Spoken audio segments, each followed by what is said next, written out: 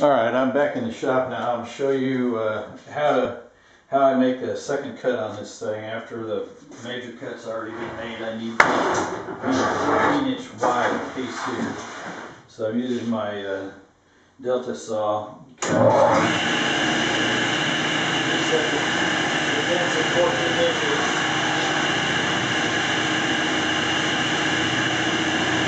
They're all lined up here.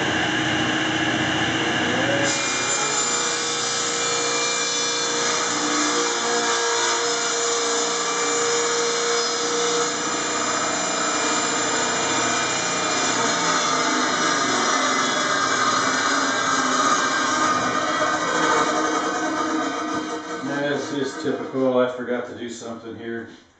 You need to have something to support it when it comes off of the table saw. Otherwise it flops down and hits the ground and sometimes messes things up. So I put this rigid flip top back there.